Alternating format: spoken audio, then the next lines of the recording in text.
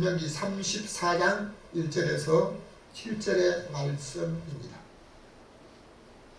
신명기 34장 1절부터 우리 함께 합독해서 읽겠습니다. 모세가 모압 평지에서 느보산에 올라 여리고 맞은편 비스라 산 꼭대기에 이르되 여호와께서 그와 온 땅을 반까지 보이시고 또 납달리와 에브라임과 므낫세의 땅과 서해까지 유다의 온 땅과 남방과 종류의 성읍 여리고 근처의 평지를 소알까지 보이시고 여호와께서 그에게 이르시되 이는 내가 아브라함과 이삭과 야곱에게 맹세하여 그 후손에게 주리라 한 날이라. 내가 내 눈으로 보게 하였거니와 너는 그리로 들어가지 못하리라 하시니 이에 모세가 여호와의 말씀대로 모압 땅에서 죽어 벳볼 맞은편 골짜기에 장사되었고 오늘까지 그 묘를 아는 자가 없으리라. 모세가 죽을 때 나이 120세라 그 눈이 흐리지 아니하였고 기력이 쇠하지 아니하였더라. 아멘. 오늘도 여러분과 여러분의 모든 가족들에게 하나님의 평강이 임하시기를 주님의 이름으로 축원합니다. 사람은 어디서 살든지 오래도록 세상에 사는 날 동안 강건하기를 원하는 줄로 믿습니다. 아멘. 어디에서 어떻게 사느냐 이보다도 하나님께서 우리에게 주시는 그 삶을 땅에서 사는 날 동안 다른 사람보다도 건강하고 힘이 넘치는 사람으로 살기를 원하는 줄로 믿습니다. 어떤 사람은 7, 80이 되었는데도 40대 체력을 유지하는 사람이 있고 어떤 사람은 30, 40밖에 되지 않았는데도 힘이 없어 병원 신세를 지거나 약물에 의지해 사는 사람도 있습니다. 우리의 생애를 내가 원하는 대로 살기도 하지만 하나님께서 보시기에 아름다운 인생으로 하나님 보시기에 참으로 귀한 인생으로 살아가는 사람에게 우리 하나님께서 그의 생애 동안 건강과 힘을 날마다 누리며 살 수 있도록 은혜를 더해 주실 줄로 믿습니다. 그러므로 하나님께서 우리에게 살아가는 모든 삶을 나는 한 곳에서 산다. 그렇게 장담할 사람 없어요. 저 아래 지방에 어디를 갔더니요, 그분이 자기가 그 골짜기에서 태어나가지고 그 골짜기에서 평생을 산다고 그러더라고요. 그리고 100리밖에 못 나가본 사람도 있다고요. 한 곳에 사는 사람도 있는데요, 사람은 한 곳에서만 살지 못합니다. 형편과 경우에 따라서 멀고 가까운 곳에 가서 살게 되지만 우리의 생애를 하나로 딱 말하지 못하고요, 한때 모습, 어렸을 때, 그리고 중반기의 모습, 후의 모습, 이렇게 나누어 말할 수도 있습니다. 오늘 우리가 살아가는 인생의 속에 나와 우리 가족들이 평생을 살아가면서 날마다 강건해서 힘이 남아있는 사람으로 살아가는 저와 여러분이 되시기를 주님의 이름으로 축원합니다. 오늘 읽은 성경을 중심으로 해서 한번 제목을 같이 하겠습니다. 기운이 남아있는 사람. 실상은 기운이 남아있는 사람, 이 제목 전에 제목을 두 번 바뀌었습니다. 왜냐하면 제가 쓴 책에서 죽을 때까지 힘이 남은 사람인데 이 죽을 때까지라고 써놓으니까 아무래도 좀 부담이 되는 거예요. 딴 사람이 왜 꼭 수많은 말들이 많은데 왜 죽을 때까지를 자꾸 죽음에 대한 앞에 던져야 이래가지고 부담이 될 것 같아가지고 끝까지 남아있는 사람 하다가 기운이 남아있는 사람, 이것이 조금 다른 사람에게 좀 부담이 좀 덜 되겠다 해서 제목을 그렇게 바꿨습니다. 다시 한번 우리 제목 한번 합니다. 시작. 기운이 남아있는 사람. 언제까지? 죽을 때까지 기분이 나빠서 죽을 때까지 기분이 납니다. 첫 번째 함께 보겠습니다. 다 같이 죽을 운명에 태어났습니다. 출애굽기 2장 2절입니다. 우리 다 같이 읽겠습니다. 시작. 아들을 낳은 그 주사람을 보고 헛날을 숨겼더니 아이를 구미하며 가족과 갈대 사이에 두고. 아멘. 어떤 사람도 자기가 시대를 정해서 태어난 사람은 아무도 없습니다. 태어나고 보니까 아유 내가 해방 때 태어났네, 전쟁 중에 태어났네, 피난 가서 태어나서 그냥 어떤 사람은 피난 가다가 태어난 사람도 있잖아요. 피난 가다가. 여러분 오늘 우리가 살아가는 이 시대에 자기가 태어날 때 나는 내가 어떤 시대에 태어나야 되겠다, 이 시대를 정해서 한 사람은 아무도 없습니다. 모세가 태어날 당시에도 그 당시에 바로왕이 이스라엘 백성, 그 유대 민족들이 점점 왕수고 숫자가 많아지는 것을 두려워해서 저들을 장차 인구를 말살하는 말살 정책을 써야 되겠다고 해서 히브리에 사파를 시켜가지고 살인 명령을 줍니다. 남자가 이거 나거든 죽여라, 그리고 여자가 이거 나거든 살려라. 그런데 히브리 산파들이 하나님을 두려워하는, 하나님을 믿는 사람이었기 때문에 왕의 명령을 거역하고 히브리 여인들이 남자아이를 낳았을 때 살려준 겁니다. 이것이 맨처음에 한두 번은 숨겨지지만 계속해서 이 일을 진행되다 보니까 바로왕이 이것을 알고 그들을 부릅니다. 어떻게 해서 너희들이 히브리 여인들이 낳은 남자아이를 살려내냐 하니까 이 산파들이 거짓말합니다. 히브리 여인들은 애굽에 있는 여인들과 다르기 때문에 우리가 이미 가기 전에 그들이 벌써 아이를 다 낳았더라. 참말은 거짓말입니다. 그런데 그 거짓말을 하면서 이스라엘 유대 민족들에 대한 이 사실을 말했을 때 그들을 도와주는 히브리 산파들에게 하나님이 은혜를 베풀어 주신 줄로 믿습니다. 바로왕이 자기가 채운 계획이 실패하자 이것 가지고는 도저히 안 되겠다고 해서 히브리 모든 사람들에게 남자가 나거든 나의 돈이 버리라, 그 여자가 나거든 키워라. 결국은 이 인구 말살 정책을 장기적으로 폈던 사실을 성경에서 볼 수가 있습니다. 자, 그런데 만일 남자아이를 키우다가 들키게 되면 어떻게 됩니까? 부모의 생명까지 위협을 받는 시기였습니다. 그때 모세가 나타난 겁니다. 모세가. 한마디로 말하면 죽을 운명을 안고 태어난 거예요. 죽을. 자, 그런데 낳고 보니까요, 아들인데 아들이라고 하는 기쁨보다도 아들을 얻었다고 하는 두려움이 있는 거예요. 왜? 잘못하면 자기들도 생명의 위협을 받을 수 있잖아요. 그러니까 어떻게 해야 될까 하는데 그 아이를 보니까 너무 잘생긴 거예요. 참, 여러분 우리 나이 때는 다 잘생긴 모습이지만요, 참 성경에서 볼 때 너무 준수했다라고 말하기도 합니다. 준수했다. 근데 이것을 감추고 키웠습니다. 석 달을 키우다 보니까요, 석 달이면 거의 100일이 다 돼가잖아요. 그러면 아이의 소리가 커지고 잘못하면 오해로 노출될 수가 있습니다. 그 할 수 없이 석 달 키우면요 애가 좀 커요. 그런데 그 아이를 버릴 생각을 합니다. 그냥 버리는 게 아니고요, 그 나일강 옆에 있는 갈대를 꺾어가지고 갈 상자를 만들어서 그 나무진과 이런 모든 걸 발라가지고 안팎에 물이 들어오지 않도록 하고 아이를 거기 누워서 나일강가에다가 두게 됩니다.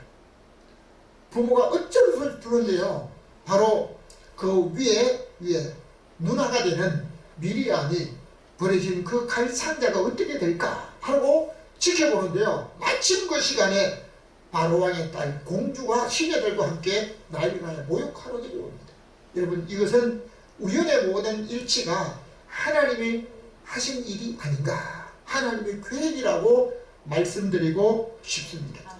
그런데 바로의 딸 공주가 그 갈 상자를 보는 순간에 호기심이 생겨가지고 그 갈 상자를 가져서 열어보니까 아이가 있는 겁니다.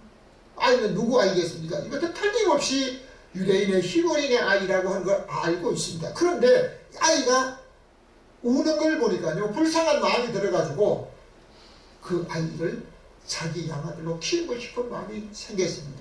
그 모습을 보고 먼저 지켜보던 미리암이 순간 놓치지 않고 가서 내가 이 아이를 위해서, 당신을 위해서 아이에게 젖을 먹일 유모를 불러줄까 하고 묻습니다. 그러니까 그렇게 하라고 그러거든요. 그 미리암이 누구를 데려갑니까? 자기 어머니를 불러가지고 바로의 공주에게 이제 이렇게 인사를 시키게 됩니다. 그때 바로의 딸이 이 아이를 데려다가 나를 위해서, 너를 안 위해서요, 나를 위해서 젖을 먹이라, 양육하라, 내가 양육비를 주겠다는 겁니다. 그때부터 모세의 어머니는 자기가 낳은 아들을 젖을 먹이면서 양육합니다. 자기 아들을 키우고 양육하면서 양육비를 받은 사람은 아마 모세 어머니밖에 없을 거예요. 어떻게 이런 일이 있을까? 어떤 일이 있을까? 모든 사람은 자기가 시대를 정하지 않지만요, 모세만이 죽을 운명을 안고 태어난 것이 아니고 저와 여러분 모든 사람들은 죽을 운명을 안고 태어난 줄로 믿습니다. 두 번, 우리가 다시 한번 출애굽기 2장 9절 말씀을 함께 보겠습니다. 같이 읽읍시다. 바로의 딸이 그 이름을 모세라, 내가 그를 물에서 건져내었습니다. 아멘.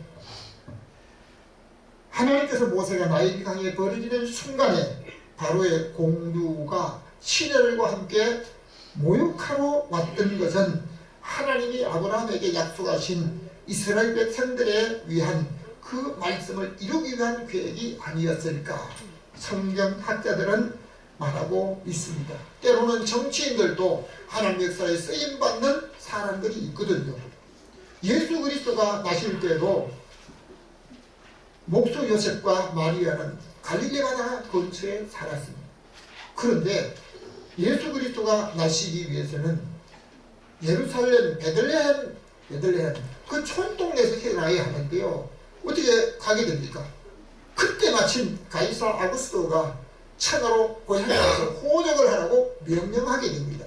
그때 모든 사람이 고향으로 가기 위해서 예루살렘으로 베들레헴으로 다 이제 고향을 찾아가는데요, 마리아도 요셉의 아내가 됐기 때문에, 요셉이 다윗의 집 족속이기 때문에 다윗의 고향 베들레헴으로 갔던 사실입니다. 왜 정치인이 그때 명령했을까?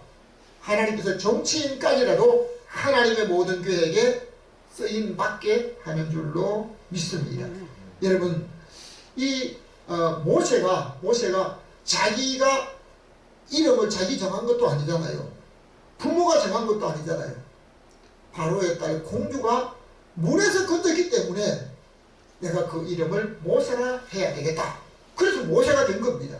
그런데 모세는 물에서 건졌는데 모세가 이스라엘 백성들을 애굽 땅에서 건져내었다는 놀라운 사실을 오늘 우리가 성경에서 볼 수 있는 줄로 믿습니다.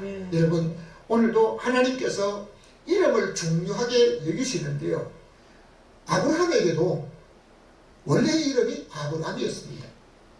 그런데 아브라함은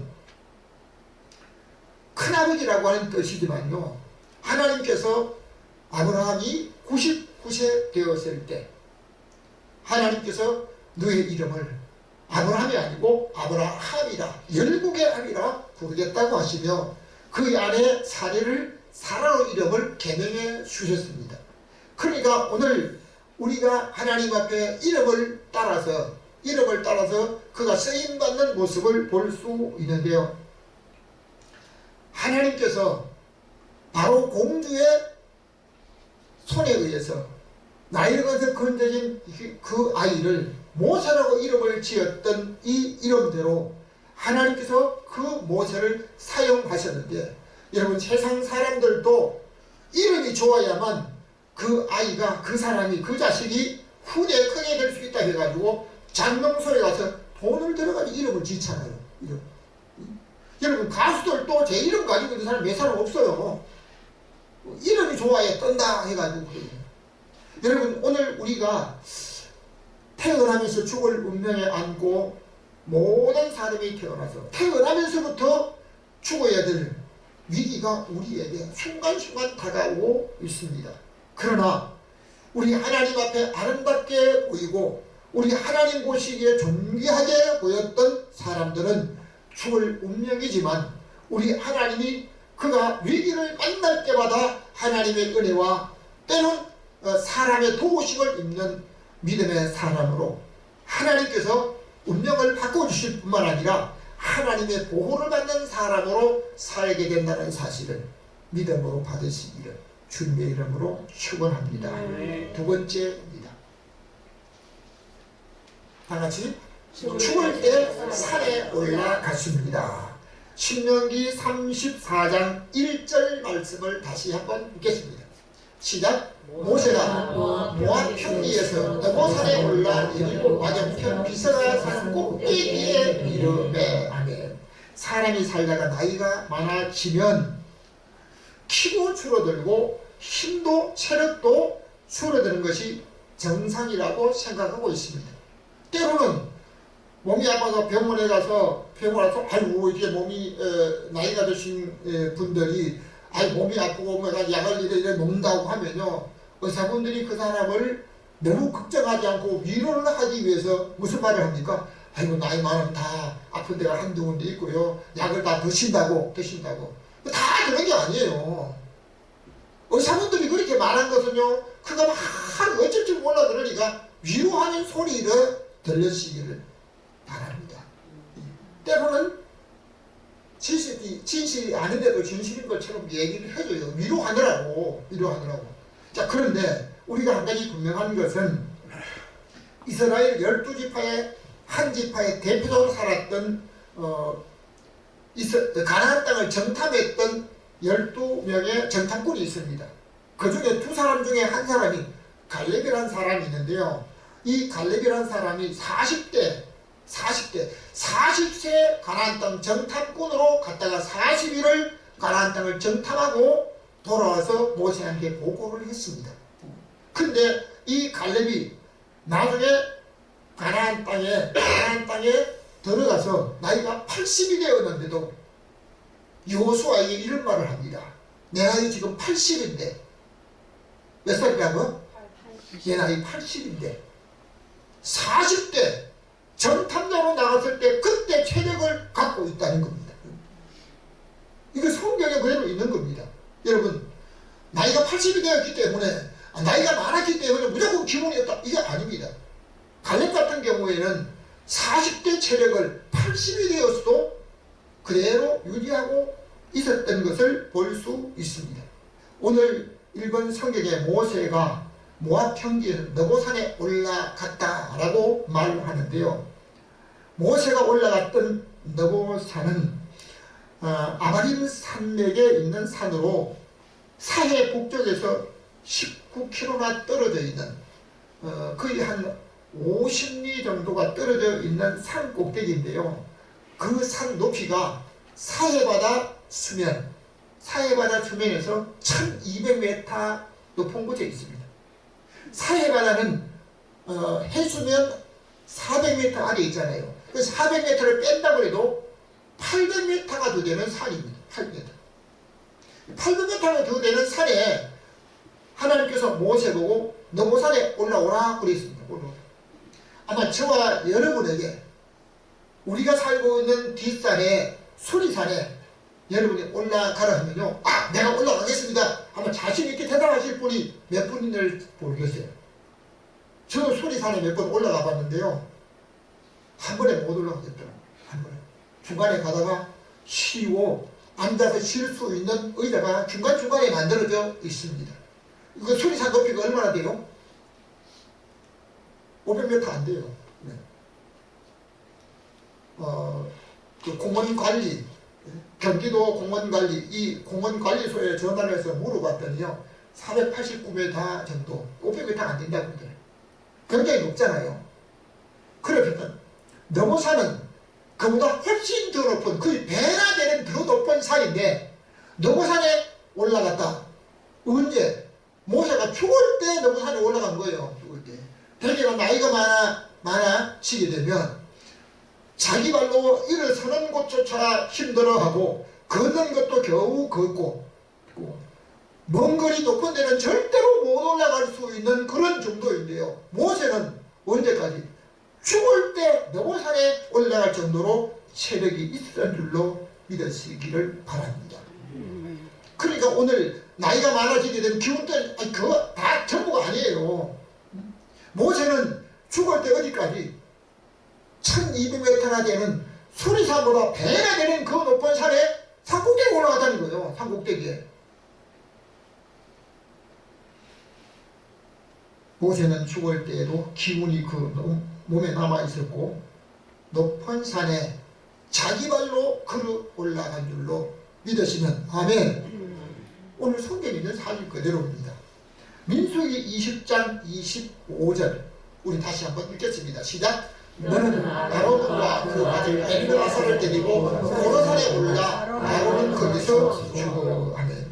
모세가 올라갔던 느보산은 모세 나이 120살에 올라갔던 느보산보다도 아론과 함께 올라갔던 호르산은 느보산보다도 한 400m가 더 높은 산입니다. 1460m나 되는 더 높은 산인데요. 아론은 언제 거기 올라갔습니까? 죽을 때 거기 올라갔어요. 죽을 때. 죽을 때는 그냥 그러잖아요. 제가 임종이 임박한 사람에게 우리 교회 건물을 지을 때 신방을 바쳤는데요. 맨 처음에는 그냥 마루에 뛰어나가지고 아이고 오셨냐고 이러더니요.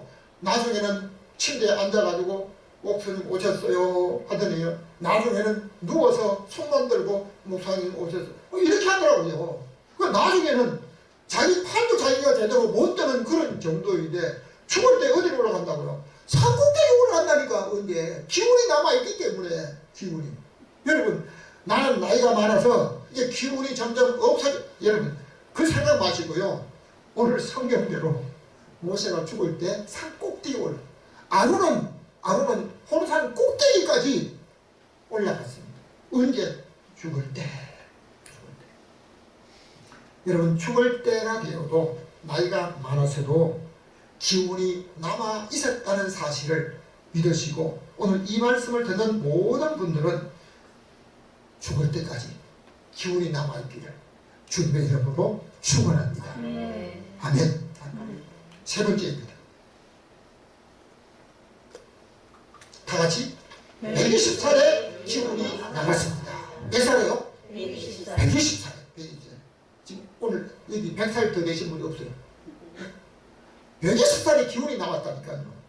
7절 다 같이 읽겠습니다. 시작. 모세가 나이 120세나 그 눈이 흐리지 아니하였고 귀력이 쇠하지 아니하였더라. 오래도록 장수하였던 사람들이 마지막에 갈 때는 기운이 다하여 힘이 다해서 라고 말합니다. 그런데 또 한 가지는 키도 잘 들리지 않아요.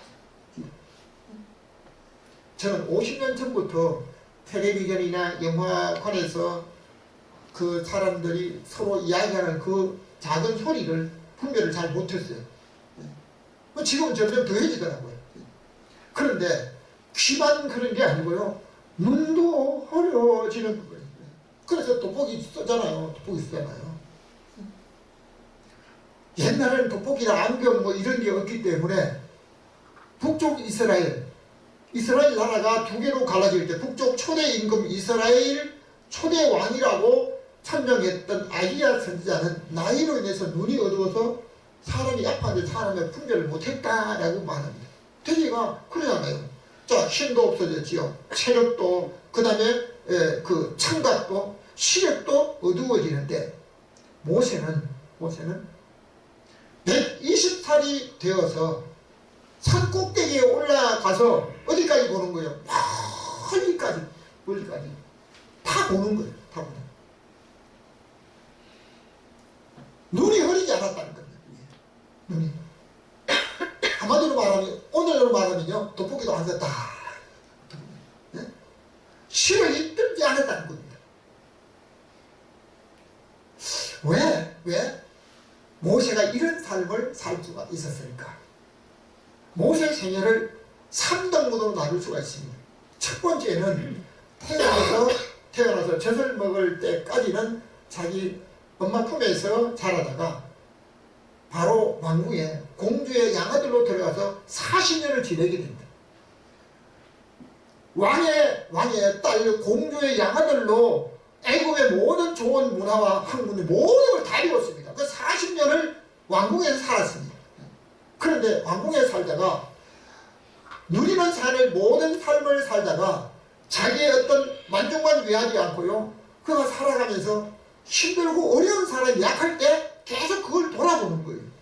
애국 사람하고 히브리 사람이 싸우는데요. 누가 싸우든지 이기든지 그냥 뭐 관심 없이 그냥 보면 되는 거예요. 그런데 애국 사람이 힘이 있어가지고 히브리 사람을 때리고 막 이런 거니까요. 이 속에서 의문이 생겨가지고 애국 사람을 치고는 그냥 묻어버린 거예요. 나중에 이거 팔로다가 어디 갑니까? 할 수 없이 미디안 광야로 도망을 가게 됩니다. 미디안 광야에 가서 40년을 지내게 됩니다. 그때 나이가 얼마? 80까지 되는 거예요. 80까지. 그 미디안에 가서 광야에서 이도로에 처갓집에 양을 40년 동안 치게 됩니다. 참 재미있는 사건이 하나가 있습니다. 야곱도 형의 두려움을 피해서 외갓집으로 도망을 가가지고 처갓살이를 하면서 외삼촌 라반의 양을 치는데요. 20년 동안 양을 치면서 어떻게 하든지 외삼촌은 그것을 자기 것 만들어가지고 떼부자가 됩니다. 떼부자. 그런데 모세는 40년 동안 처갓집에 양을 치고 제사장 이도로의 양을 치는데요. 자기 제사를 만든 게 하나도 없어요. 하나도. 야곱은 순간순간 개인적으로 위험을 당하고 어려움을 당한 일이 있지만요. 모세는 위험과 어려움을 당한 일이 없어요. 그리고 80이 돼서 하나님께서 모세를 들어 이스라엘 백성의 지도자가 되게 했는데요. 광야 생활의 40년 동안을 이스라엘 백성을 위해 살았던 겁니다. 그러니까 야곱은 자기 만족을 위해서 살았는데요. 모세는 120년 동안 살면서 자기 개인 재산이나 아니면 다른 어떤 욕심을 위해서 산 게 아니고 다른 사람을 위해서 살고 하나님의 백성을 위해 살고 하나님을 더 가까이 살고 우리 하나님의 말씀을 따라 이스라엘 백성들의 지도자로 살았던 그 모세가 언제까지 120살이 될 때까지 기운이 다하지 않았다는 사실 믿으시면 아멘. 신명기 34장 2절 다시 한번 우리 보겠습니다. 시작. 또 납달리와 에브라임과 므라드의 땅과 사헬까지 유다의 온 땅과 남방과 정교의 성을 내리고 끝까지 평지를 소할 것을 보이시고 이것은 확실하게 모세가 기력이 다하지 않고 시력이 다하지 않았다는 사실을 말씀해주고 있습니다. 결론적으로 말씀을 드리겠습니다. 다같이 산이 건다 내새로 갔습니다. 4절 말씀을 함께 읽겠습니다. 아브라함과 이삭과 야곱에게 그 후손에게 주리라 아니라 내가 내 눈으로 보게 하였거니와 너는 그리로 들어가지 못하리라 하시니라. 아멘. 하나님께서 모세에게 이스라엘 백성에게 들어갈 땅을 다 보여주셨습니다. 그리고 처음에 모세를 부르실 때는 너도 가나안 땅에 들어갈 수 있도록 하였지만 머리와 물가에서 하나님의 거룩함을 드러내지 않았던 결과 때문에 너는 거기도 들어가지 못하리라고 했습니다. 대신 눈으로 보게 하시겠다고 하는 하나님의 말씀대로 모세는 가나안 땅에 들어가지 못했지만 이스라엘 백성을 가나안 땅에 인도하는 사명을 마쳤기 때문에 영원한 내세로 갔습니다. 누가복음 9장 30절을 마지막으로 우리 다 함께 읽겠습니다. 시작. 문득 두 사람이 예수와 함께 말하니 이는 모세가 되느니라. 오늘날 모든 사람들이 살다가 죽으면 그만이다, 끝이라고 생각하고 그냥 생각하는 분들이 많이 있습니다. 그러나 죽음이 끝이 아니라는 사실을 오늘 성경에서 볼 수가 있습니다. 모세가 어떻게 했다고요? 120살에 느보산에 올라 죽었어요. 이미 묻혔고 무덤을 아는 자는 없다고 했습니다. 그런데 예수님의 공생의 기간 동안에 베드로와 야고보와 요한을 데리시고 높은 산에 올라가셨을 때 우리 주님의 모습이 갑자기 변화가 되고 그때 두 사람이 나타난대요. 죽음을 보지 않고 청천했던 엘리야, 그리고 느보산에 올라가서 죽었다던 모세가 나타나서 주님과 말씀하시는 놀라운 사실을 보게 됩니다. 우리는 여기서 한 가지 중요한 사실은 죽음은 끝이 아니라 영원한 내세가 있다는 것. 오늘 김호식 안수차님 참 약속을 하지 않았는데요. 저 높은 곳을 향하여 어디 영원히 사는 저 높은 곳, 우리 주님이 영생공을 누리도록 우리에게 예비하신 영원한 내세, 영원한 내세. 여러분, 삶이 끝나 가셨는데요. 그곳은 영원한 내세, 주님과 함께 영원히 사는 그곳인 줄로 믿습니다. 우리는 모든 사람이 죽을 운명에 태어나고 모세도 죽을 운명에 태어났지만 하나님 보시기에 아름다운 삶으로, 하나님 보시기에 기뻐하는 모습으로 우리 하나님을 더 가까이 하며 우리 하나님의 말씀을 따라서 살아가는, 자기를 위한 삶만이 아니라 하나님과 또 다른 삶을 살아갔던 모세가 120살 될 때까지 힘이 다하지 않고 끝까지 기운이 나와서 우리 하나님의 은혜 가운데 불러갔던 그 모습, 오늘 저와 여러분이 일평생 살아가면서 기운이 다하지 않고 날마다 영육간의 강건한 사람으로 살다가 영원한 내세를 소망 삼고 믿음으로 살아가는 복된 성도들이 되시기를 주님의 이름으로 축원합니다. 지금도 우리에게 영원한 내세를 소망 삼고 살 수 있도록 축복하신 하나님 아버지, 이 땅에 우리가 살면서 육체적으로 질병과 고통과 죽음이 있는 세상이었지만 우리에게 믿음을 주시고 우리 하나님의 영원한 나라 소망 삼고 살 수 있도록 축복하신 하나님 아버지, 이제 날마다 힘이 줄어드는 모습이 아니고 모세가 120살 될 때까지 기운이 남아있었던 사람 된 것처럼 오늘 우리들도 우리 하나님과 또 다른 삶을 살다가 날마다 영육간의 강건한 사람으로 살아가는 복된 성도를 되게 하여 주옵소서. 살아계신 예수 그리스도 이름으로 기도하옵나이다. 430